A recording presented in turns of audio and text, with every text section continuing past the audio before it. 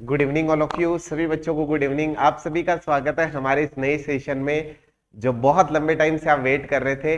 मैं उससे पहले कहना चाहूंगा कि ये सेशन बिल्कुल शॉर्ट में नहीं होने वाला, बहुत डिटेल से हम बात करने वाले। नॉर्मलाइजेशन क्या होता है, क्यों होता है, कैसे होता है, क्या इसके इफेक्ट है, क्या इसके कोज है, बहुत डिटेल से हम इसके बारे में जानकारी लेने वाले हैं।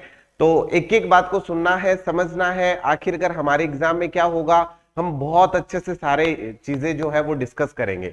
सबसे पहले मैं आपके सामने नॉर्मलाइजेशन के कुछ एग्जांपल्स रख रहा हूं जिससे आपको ये समझ में आए कि नॉर्मलाइजेशन क्या चीज है।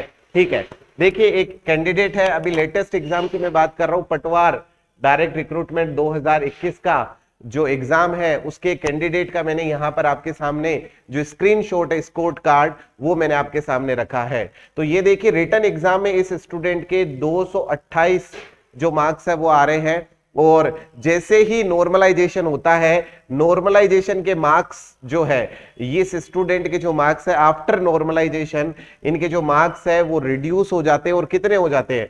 212 नंबर हो जाते हैं। इसका मतलब -16 नंबर हो गए। ठीक है, कितने हो गए हैं? -16 नंबर हो गए। ठीक है भाई, तो ये एक एग्जाम्पल हो गया कि मार्क्स क्या हो गए, बहुत कम हो गए। ठीक है, अब एक आगे कुछ और एग्जाम्पल्स लेते हैं। जैसे कि मेरे सामने ये जो एग्जाम्पल अभी आप देख रहे हैं, ये रेलवे जो बोर्ड है उसके एग्जाम्पल मैं आपको दिखा रहा हूं। ठीक है, ये रेलवे रिक्रूटमेंट बोर्ड है, उसके कुछ एग्जाम्पल्स मैं आपको दिखाता हूं। जैसे ये रजिस्ट्रेशन नंबर, स्टूडेंट का रोल नंबर, नेम वगैरह, ये सारी चीजें हैं। और ये देखिए टोटल नंबर ऑफ क्वेश्चन है 100। और जैसे ही मैं मार्क्स की बात करता हूं आपके साथ में, जो मार्क्स आ रहे हैं स्टूडेंट के, number of question attempted 84, number of answered correctly 11, incorrect 11, ठीक है, सॉरी 72, 11। और उसके बाद जो मार्क्स मिल रहे हैं बच्चे को, वो तो मिल रहे हैं बच्चे को 68 मार्क्स। मिल रहे कितने हैं? मिल रहे हैं 68। और ये देखिए नॉर्मलाइज्ड मार्क्स, यानी नॉर्मलाइजेशन के बाद क्या हो गया? 77 हो गए। इसका मतलब क्या हुआ? लगभग लगभग अगर मैं कहूं 9 से 10 नंबर जो है वो क्या हो गए? 9 से 10 नंबर प्लस हो गए हैं। क्या हो गए? मैंने पीछे एक एग्जांपल दिखाया आपको माइनस का, इसके बाद फिर मैंने एक एग्जांपल दिखाया आपको प्लस का। इसके बाद में फिर एक और एग्जांपल मैं आपके सामने रखना चाहूंगा।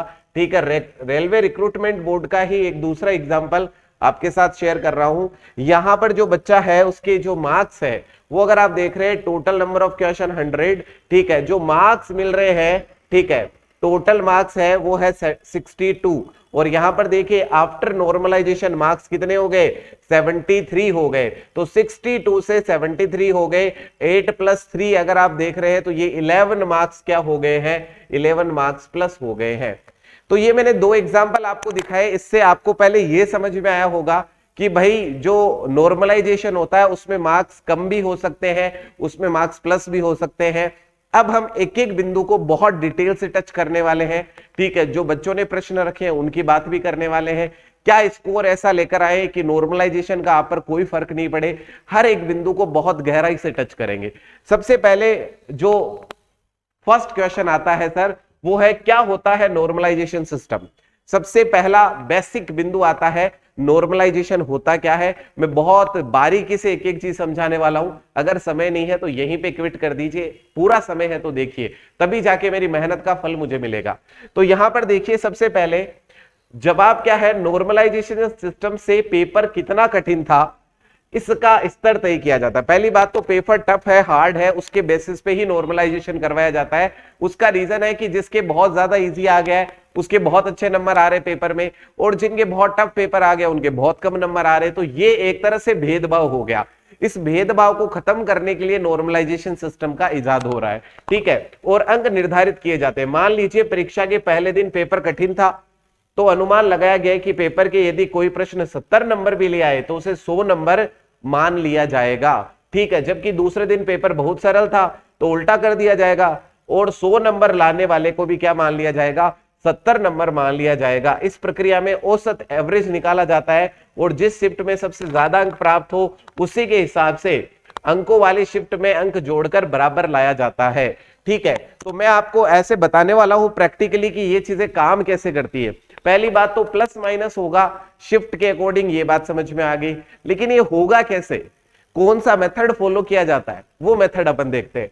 तो सबसे पहले नॉर्मलाइजेशन जो है वो सिस्टम क्या है, तो जो भी पेपर शिफ्ट होते हैं अलग अलग, उनमें पेपर टफ है, इजी है, किस तरह से है, उसके अकॉर्डिंग सारी चीजें एक्ट की जाती है। लास्ट में अगर आपने एक लाइन पढ़ा हो, इस प्रक्रिया में औसत एवरेज निकाला जाता है और जिस शिफ्ट में सबसे ज्यादा अंक प्राप्त किए गए हैं उसके हिसाब से कम अंकों वाली शिफ्टों में अंक जोड़कर उनको क्या किया जाता है, इक्वल किया जाता है। किसको इक्वल किया जा रहा है, मैं फिर कह रहा हूं, इक्वल नंबर को नहीं किया जा रहा, नंबर के एवरेज को इक्वल किया जाता है, पहली बात।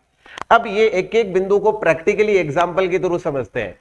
उससे पहले एक प्रश्न आता है कि नॉर्मलाइजेशन की सर जरूरत क्यों पड़ रही है। आमतौर पर अधीनस्थ बोर्ड की आप भर्तियों में ये देखेंगे या फिर रेलवे की भर्तियों में ये देखेंगे, ज्यादातर परीक्षाएं ऑनलाइन ही होती है, ठीक है। ऐसे में परीक्षाएं कई दिनों तक अलग अलग शिफ्टों में, ये ऑनलाइन और ऑफलाइन, ठीक है। यहां पर मैं एक चीज और जोड़ना चाहूंगा, और ऑफलाइन ही होती है। इस कारण छात्र अलग अलग शिफ्ट में होने कारण पेपर को लेकर आसान और कठिन पेपर की शिकायतें करते थे। इसे ध्यान में रखते हुए नॉर्मलाइजेशन की शुरुआत की गई। तो क्यों हो रहा है नॉर्मलाइजेशन, उसका कारण है कि अलग अलग शिफ्ट में पेपर के जो लेवल्स है वो अलग अलग आ रहे हैं, उनको ठीक करने के लिए इस सिस्टम का इजाद करना पड़ा, इसकी शुरुआत करनी पड़ी। अगला प्रश्न आता है, सर कैसे समझे नॉर्मलाइजेशन को, आखिरकार नॉर्मलाइजेशन काम कैसे करता है, इस बात को समझते हैं। मान लीजिए कि 3 शिफ्ट हुए हैं, एक जो फर्स्ट शिफ्ट है उसके आप मान लीजिए उसमें 5 कैंडिडेट पार्टिसिपेट कर रहे हैं, तो फ्रीक्वेंट 5 कैंडिडेट जो पार्टिसिपेट कर रहे हैं, मान लीजिए 5 कैंडिडेट है, हमने 5 के 5 कैंडिडेट ले लिए, उनके जो नंबर आ रहे हैं, मान लीजिए उनके जो नंबर आ रहे हैं वो 100 में से नंबर आ रहे हैं 60, 50, 45, 65 और 55, ठीक है। अब सेकंड शिफ्ट के स्टूडेंट, उनके नंबर आ रहे हैं 100 में से 100, 80, 70, 90 और 85। ऐसे ही थर्ड शिफ्ट के जो स्टूडेंट है उनके नंबर आ रहे हैं 90, 95, 60, 75 और 80।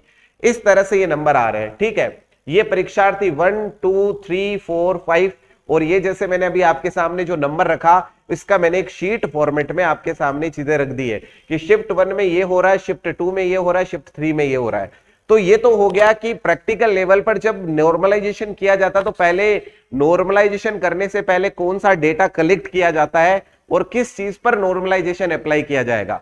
पहले क्या होगा कि जो भी शिफ्ट हो रहे हैं, मान लीजिए हाईकोर्ट एग्जाम के लिए आप मुझसे जानना चाह रहे, तो पहले क्या 2 शिफ्ट है, दोनों शिफ्ट के डाटा जो है वो कलेक्ट किए जाएंगे, और जो स्टूडेंट पार्टिसिपेट कर रहे हैं, जैसे यहां पर मैंने ये जो नंबर लिया है, मान लीजिए 5 स्टूडेंट पार्टिसिपेट कर रहे हैं, तो अगर मान लीजिए कि स्टूडेंट वहां पर 10 है, 15 है, तो जो भी स्टूडेंट होंगे आप क्या करेंगे भाई, उन स्टूडेंट का पहले एक एवरेज नंबर निकालेंगे, ठीक है। ये जैसे 5 कैंडिडेट है, आगे की स्लाइड में मैं आपको समझा रहा हूं। यहां उम्मीदवार प्रश्न पत्रों के स्तर के आधार पर अलग अलग शिफ्टों में परीक्षार्थियों के अंक में अंतर देख सकते हैं। अगर आप देख रहे हैं यहां पर जैसे जैसे शिफ्ट बदल रहा है, एक शिफ्ट में एक बच्चा है उसके 90 आ रहे हैं, एक में 100 आ रहे हैं, और एक में क्या आ रहे हैं, 60 आ रहे हैं। तो इसका रीजन क्या है, रीजन है कि जो पेपर्स के लेवल है वो क्या है, अलग अलग है, ठीक है। इसके बाद देखिए, इसलिए हम पहली शिफ्ट का औसत अंक निकालेंगे तो 55 होगा। अगर आप देखिए, अगर आप यहां पर ये जो फर्स्ट शिफ्ट है इसका पूरा औसत निकालेंगे तो क्या करेंगे, इन सबको आप जोड़ देंगे, ठीक है, और डिवाइड किससे कर देंगे, डिवाइड कर देंगे आप 5 से। तो इन सबको जोड़ना है और डिवाइड किससे करना है, 5 से डिवाइड करना है। तो क्या आ जाएगा, यहां पर आपका एवरेज नंबर आ जाएगा, औसत नंबर आ जाएगा। तो हमने कह दिया कि जो फर्स्ट शिफ्ट है उसका औसत कितना है, 55 होगा। फिर हम दूसरी शिफ्ट का औसत करेंगे तो कितना होगा, 85 होगा। और इसी प्रकार शिफ्ट 1 और शिफ्ट 2 के औसत का अंतर कितना आ रहा है, देखिए जो फर्स्ट शिफ्ट है उसका औसत कितना आया भाई, 55 आ गया, ठीक है। सेकंड का कितना औसत आया, सेकंड का जो औसत है वो आप देख रहे हैं 85 आ गया। तो गेप कितना हो गया, आप ये देखिए गेप कितना हो गया, 65, 75, 85, 30 नंबर का क्या हो गया, गेप हो गया, ठीक है। शिफ्ट 1 और शिफ्ट 2 के औसत का अंतर कितना है, 30 है। यदि हम पहली शिफ्ट के परीक्षार्थी के अंक में से 30 अंक जोड़ देते हैं तो नॉर्मलाइजेशन अंक हो जाएंगे 60 + 30 यानी कि 90। यानी जो यहां पर स्टूडेंट है जिसके 60 आ रहे हैं, तो जो अंतर आया है उसको क्या करो, ऐड करो भाई। ये 30 ऐड किया तो 90 हो जाएगा, ये 30 ऐड किया तो 80 हो जाएगा, ये 30 ऐड किया तो 45 हो जाएगा। पहले एग्जाम्पल समझ लो ताकि बात समझ में आए, नॉर्मलाइजेशन होता क्या है। ऐसे किसी से भी सुन लिया नॉर्मलाइजेशन होता है नंबर बढ़ जाते हैं, नंबर घट जाते हैं, अरे पहले समझो क्यों घटते हैं क्यों बढ़ते हैं, ठीक है। ऐसे हवाई तुक्के कोई कह देगा नॉर्मलाइजेशन में ये हो जाएगा, तुम्हारे साथ तो बहुत बुरा होगा, ऐसे फालतू बातों से काम नहीं चलता। आप पूरी बात को समझिए, क्यों होता है, किस वजह से होता है, कैसे होगा, तब जाके आपको रियलिटी समझ में आएगी। किसी की बात सुन ली, बहुत बुरा हो गया, इस बार हाईकोर्ट में नॉर्मलाइजेशन होगा, कुछ बच्चों के साथ बहुत बुरा होगा, ऐसा कुछ भी नहीं है। पहले आप पूरी बात को समझिए। यहां पर हमने देखा, यहां +330 करेंगे, यहां पर भी +30 करेंगे। तो अगर आप देखते हैं कि सभी स्टूडेंट जो यहां पर फर्स्ट शिफ्ट में है, उनके अगर ऐड करते तो 65 + 30 95 हो गया, 55 + 30 85 हो गया। जो अब शिफ्ट 2 के अंक के क्या हो गए हैं, बराबर हो गए हैं। तो भाई एक्चुअल में आपने किया क्या है, एक्चुअल में आपने इन नंबर्स को इक्विवेलेंट करने की कोशिश की है कि भाई ये जो दोनों नंबर है वो क्या हो जाए, एवरेज इक्विवेलेंट हो जाए। क्या हो जाए, एवरेज इक्विवेलेंट हो जाए। तो ये तो बात होगी जैसे 1 और 2 शिफ्ट की। अब 3 और 4 के बीच में देख लो आप, उसी प्रकार हम दूसरी और तीसरी शिफ्ट के अंकों के नॉर्मलाइजेशन कर सकते हैं। दूसरी शिफ्ट जो है उसका जो औसत है वो कितना है, वो है 85। अब तीसरी शिफ्ट के अंकों का औसत कितना है, जो तीसरी शिफ्ट है उसके अंकों का औसत है 80। अब दोनों के बीच में गैप कितना है, गैप है सर 5 का। तो ये देखिए 90 + 5 कितने हो गए, 90 + 5 95, यहाँ 95 + 5 कितने हो गए 100, यहाँ 60 + 5 कितने हो गए 65। यहाँ देखिए यहाँ पर ये थोड़ा सा मिस्टेक हो गया, ठीक है, 75 + 20, ठीक है, ये थोड़ा सा मिस्टेक हो गया। यहां पर 75 + 5 कितने हो गए, तो ये हो गए आपके 80, ठीक है। तो इस तरह से आप क्या करेंगे, ठीक है, इस तरह से आप क्या करेंगे, जो मार्क्स है उनके गैप को क्रिएट करेंगे और उसके आधार पर उनके साथ में चीजें क्या करेंगे, ऐड करेंगे। ये तो हो गया न्यूमेरिकल डेटा के बेसिस पे 5 कैंडिडेट का औसत निकालना। तो यहां से क्या समझ में आया है, यहां से एक बात समझ में आई है कि जो भी डिफरेंसेस होते हैं उनको क्या किया जाता है, जो बिलो कैटेगरी वाले, जो हायर डिफरेंसेस है, जैसे 2 शिफ्ट हुए हैं, अब हाईकोर्ट में क्या होगा, मान लीजिए हाईकोर्ट में शिफ्ट हो रहा है, क्या पॉसिबिलिटी बन सकती है, शिफ्ट 1 हुआ, शिफ्ट 2 हुआ, शिफ्ट 1 का पेपर आ गया कैसा, इजी आ गया, कैसा आ गया, इजी आ गया। अब अगर इजी आ गया, पेपर कैसा आ गया है, अगर पेपर आ गया है इजी और इधर पेपर क्या आ गया, हार्ड, ठीक है। पॉसिबिलिटी 2, फर्स्ट शिफ्ट का पेपर आ गया हार्ड और सेकंड शिफ्ट का पेपर क्या आ गया, इजी, ठीक है। इनमें से एक पॉसिबिलिटी आपके बनने वाली है। अब अगर मान लीजिए यहां पर कोई कैंडिडेट है जिसके 80 नंबर आ रहे हैं, ठीक है, एवरेज कितना आ रहा है, फर्स्ट शिफ्ट का 80 आ रहा है। यहां पर जो एवरेज है वो एवरेज, क्योंकि पेपर हार्ड है तो वो हो सकता है कि एवरेज 65 हो। तो ये जो 15 नंबर का गैप क्रिएट हो रहा है, वो जो लिटिल जो कम वैल्यू है उसमें उसको क्या कर दिया जाएगा, ऐड कर दिया जाएगा। इसका मतलब मान लीजिए यहां पर जब इजी आया है, इजी आया है उसमें कोई चेंज नहीं करना, जो आपके कम हो रहा है, जैसे इजी वाले का जो स्कोर है वो मान लीजिए 85 है, क्या है 85, तो 85 और इसके बीच में गैप कितना हुआ एवरेज में, यहां पर भी देख लीजिए, जैसे मैं एक 65 कर देता हूं, ये 60 कर देता हूं, तो यहां पर गैप कितना हो रहा है 75 85, इसका मतलब +20 इसमें ऐड हो जाएगा, ठीक है। इधर कितना हो रहा है, बड़ी वैल्यू कौन सी है, बड़ी वैल्यू 80 है, कितना गैप है 20 का, तो इसमें क्या कर दो, +20 कर दो। तो क्या हो गए, दोनों मार्क्स, दोनों एवरेज समान हो गए। इधर भी देखिए दोनों एवरेज जो है वो क्या हो गए, समान हो गए। ये कैलकुलेशन काम करता है, इससे किसी भी जो पारी है, हम ये नहीं कह सकते भी किसी भी पारी के जो लॉस होने वाला है। अगर कोई आपको ये कह रहा है कि भाई किसी पारी में लॉस हो जाएगा, ऐसा बिल्कुल भी नहीं है। मैंने आपके सामने पूरा कंक्लूजन रखा है। अगर फर्स्ट पेपर इजी आया, सेकंड पेपर हार्ड आया, तो फर्स्ट पेपर वालों के क्या हो जाएगा, फर्स्ट पेपर के जो मार्क्स है वो तो वही रह जाएंगे, जिनके हार्ड आया उनके मार्क्स क्या हो जाएंगे, प्लस हो जाएंगे। तो ये एक बेसिक, अलग अलग मेथड यूज किए जाते हैं नॉर्मलाइजेशन के। मैंने सबसे बेसिक मेथड जो रेलवे यूज करता है उस तरह से मैंने आपको एक एग्जांपल दिया है। हाईकोर्ट एलडीसी में कौन सा मेथड यूज किया जाएगा पहले डिफाइन नहीं किया जा सकता, बट लगभग मैं आपको एक आइडिया दे रहा हूं कि इसी तरह का एक मेथड जो है वो यूज किया जाएगा। अब एक दो बच्चों के कुछ क्वेश्चन थे नॉर्मलाइजेशन से जुड़े हुए जो उन्होंने मुझे भेजे हैं, तो मैं उनको भी आपके साथ शेयर कर देता हूं, उनको भी ले लेता हूं, जो बच्चों ने क्वेश्चन रखे हैं नॉर्मलाइजेशन को लेकर। ठीक है, एक क्वेश्चन आया हाई कोर्ट में, सर कितने नंबर रिटर्न में लाने पर नॉर्मलाइजेशन में नंबर कम होने पर भी फर्क नहीं पड़ेगा। और पहले प्रश्न का उत्तर सुनिएगा, हाई कोर्ट में कितने नंबर लेकर आए कि नॉर्मलाइजेशन का कोई फर्क नहीं पड़ेगा। अब फर्क नहीं पड़ना, ये थोड़ा डिफिकल्ट टास्क है, फिर भी अगर कोई बच्चा मुझसे ये पूछ ही रहा है कि सर कितने नंबर लेके आऊं कि कोई फर्क नहीं पड़े, तो मैं कहूंगा अगर वो बच्चा 270 प्लस जाता है, अगर 270 प्लस वो लेकर आ रहा है, ठीक है, तो उसके कोई फर्क नहीं पड़ने वाला नॉर्मलाइजेशन से, क्योंकि नॉर्मलाइजेशन का जो नंबर होगा वो मैक्सिमम नंबर जो है 25-30 मैक्सिमम नंबर मान लीजिए आप, इतना होगा भी नहीं, जो गेप होगा एवरेज होगा बीच में, क्योंकि मुझे लगता है कि हाईकोर्ट दोनों के दोनों जो पेपर है वो ऑलमोस्ट सिमिलर कैटेगरी के बनाएगा, तो एवरेज जो होगा उसमें गेप बहुत ज्यादा नहीं होकर 4-5 नंबर का गेप आपको मिलने वाला है। अब ये जो 4-5 नंबर का गेप है, अगर कोई बच्चा 270 मार्क्स लेकर आ रहा है तो उसके नॉर्मलाइजेशन से कोई फर्क नहीं पड़ने वाला। फर्स्ट क्वेश्चन का आंसर। एक सेकंड क्वेश्चन बच्चे ने डाला है, सर नॉर्मलाइजेशन में ज्यादा से ज्यादा कितने नंबर कम या ज्यादा किए जा सकते हैं हाईकोर्ट में। देखो बेटा, ये चीज हाईकोर्ट खुद डिसाइड नहीं कर सकता अपिदो कि कितने कम करने हैं और कितने ज्यादा करने हैं। ये डिसाइड होगा आपके पेपर के बाद में, और पेपर के बाद में भी नहीं, पेपर जब चेक हो जाएगा, आप सबके मार्क्स हाईकोर्ट के पास आ जाएंगे, उसके बाद वो ये चीज डिसाइड होगी कि भाई कितने नंबर कम करने हैं या कितने नंबर प्लस करने हैं। ठीक है, फिर भी अगर आप मुझसे एक एवरेज लेना चाह रहे हैं, तो मुझे जहां तक मेरा कॉमन सेंस कहता है, मैं आपको बताना चाहूंगा, ये जो प्लस माइनस का खेल है शायद 5-10 नंबर के बीच में ही होगा, इससे ज्यादा शायद नहीं होगा। ये मेरा अनुभव मैं आपको बता रहा हूं। बाकी तो पेपर होने के बाद जब पेपर चेक हो जाएंगे, उनका एवरेज निकाला जाएगा, या फिर जो भी मेथड यूज करते हैं वो, क्योंकि जो नॉर्मलाइजेशन है उसके भी बहुत सारे मेथड है। अब वो कौन सा मेथड फॉलो करेंगे ये एक प्रश्न है।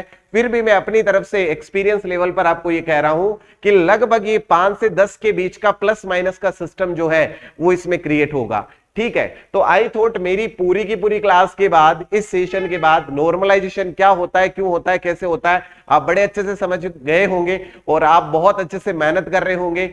और मैं सभी को यही बोलना चाहूंगा, जम के मेहनत करिए। और जो बच्चे प्रैक्टिस सेट के साथ लगे हुए, मैं उनको थैंक्स अलॉट बोलना चाहूंगा, क्योंकि आप ही हो जो रिप्रेजेंट करने वाले हो कि इस प्रैक्टिस पेपर में क्या था। हम डेली बेसिस पे आपके लिए जान लगा रहे हैं। जो बच्चे अभी तक कनेक्ट नहीं हुए हमसे, मैं उन सभी का वेलकम करना चाहूंगा हमारे एप्लीकेशन पे और टेस्ट सीरीज पे। आज 50% का ऑफर आप सभी के लिए अवेलेबल है। 50% का ऑफर है सभी टेस्ट सीरीज, सभी कोर्सेज पे जाके अभी हाईकोर्ट एलडीसी का जो 95% क्वेश्चन आपको यहां से मिलने वाले हैं। ठीक है, हमारी पूरी टीम डेडिकेटली इस पे काम कर रही है। तो आज ही हमारे एप्लीकेशन के साथ जुड़िए। जो बच्चे पहले कनेक्टेड है उनसे व्यू लीजिए, रिव्यू लीजिए, उनसे पूछिए उनको कैसा फील हो रहा है। ठीक है, और अगर उनको बहुत अच्छा फील हो रहा है, आप रिव्यू, जेन्युइन रिव्यू आपके साथ आ रहे हैं, तो आपका भी वेलकम है हमारे इस एप्लीकेशन में, क्योंकि हमारा टारगेट है 1000+ सिलेक्शन जो है वो हमारी टेस्ट सीरीज में से बच्चों का होना चाहिए, और हम उसके लिए दिन रात मेहनत कर रहे हैं। जो भी बच्चों के डाउट है वो आप डाउट मुझसे कभी भी पूछ सकते हैं, कभी भी डाउट को भेज सकते हैं डायरेक्ट। शायद मुझे ज्यादा तो मैं कुछ नहीं बोलूंगा, बट मैं ये बोलूंगा शायद एकमात्र टीचर या ऐसे रेयर टीचर होंगे जो आपको ओपनली डाउट के लिए बोलते हैं कि भाई कभी भी फोन करके अपने डाउट पूछिए। तो आप सभी का वेलकम है, डाउट कभी भी पूछिए और बिंदास होकर मस्ती से प्रैक्टिस करिए। आपके ऑलमोस्ट सेशन जो सॉल्यूशन के हैं वो आ चुके हैं, कुछ सेशंस बचे हैं सॉल्यूशंस के, वो बहुत जल्दी अपलोड हो जाएंगे। इसका मतलब 9000+ इंग्लिश क्वेश्चंस का वीडियो सॉल्यूशन जो है वो भी टेस्ट सीरीज के साथ अवेलेबल है। और क्या चाहिए भाई, अब तो प्रैक्टिस स्टार्ट करिए और जम के अच्छे मार्क्स के साथ। ये नॉर्मलाइजेशन का टेंशन छोड़िए, अगर आप बहुत अच्छे नंबर लेके आएंगे, कम करने वाला कितने कम करेगा, 10, 15, 20 कोई फर्क नहीं पड़ना। जो बच्चा 270+ स्कोर करेगा उसको इससे कोई फर्क नहीं पड़ेगा। तो मिलते हैं नेक्स्ट सेशन में। अगर आपको ये सेक्शन अच्छा लगा हो तो भाई कमेंट करके जरूर बताइएगा आपको ये वीडियो कैसा लगा। Thanks a lot.